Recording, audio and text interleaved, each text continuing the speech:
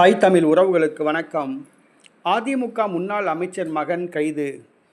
அதிமுக முன்னாள் அமைச்சர் மகன் கைது என்ற தலைப்பில் இந்த காணொளியை காண்கிறோம். அதிமுக முன்னாள் அமைச்சர் எஸ்பி சண்முகநாதன். அதிமுக முன்னாள் அமைச்சர் எஸ்பி சண்முகநாதன் செல்வி ஜெயலலிதா அமைச்சரவையில் அமைச்சராக இருந்தார். இவர் தூத்துக்குடி தெற்கு மாவட்ட செயலாளராக உள்ளார். ஸ்ரீவைகுண்டம் தொகுதி சட்டமன்றத்திலிருந்து தமிழக சட்டசபைக்கு பலமுறை தேர்வு செய்யப்பட்டவர். இவருடைய மகன் எஸ்பிஎஸ் ராஜா தூத்துக்குடி மாநகராட்சி 59வது வார்டு கவுன்சிலராக உள்ளார். தூத்துக்குடி மாநகராட்சி எதிர்க்கட்சி தலைவராகவும் உள்ளார். இவர் மீது 17 கோடி ரூபாய் மோசடி சம்பந்தமாக மத்திய குற்ற புலனாய்வுத்துறையினர் கைது செய்துள்ளனர். இவர் உடன் பிறந்த சகோதரி பொன்னரசு இவரிடம் 11 கோடி ரூபாயும் 300 பவுன் தங்க நகையையும் வாங்கி ஏமாற்றி விட்டதாக குற்றம் சாட்டப்பட்டுள்ளது.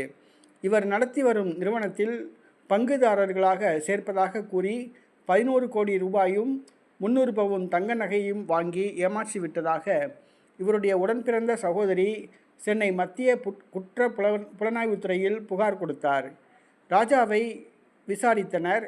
அதில் உண்மை என்று தெரிய வந்தது. சற்று முன் எஸ்பி சண்முகநாதன் மகன் ராஜா கைது செய்யப்பட்டுள்ளார். இவர் மலேசியாவுக்கு தப்பிச் செல்லவிருந்த நிலையில் காவல்துறையினர் அவரை கைது செய்துள்ளனர். அதிமுக முன்னாள் அமைச்சர் மகன் கைது செய்யப்பட்டது அதிமுக வட்டாரத்தில் பரபரப்பை ஏற்படுத்தியுள்ளது.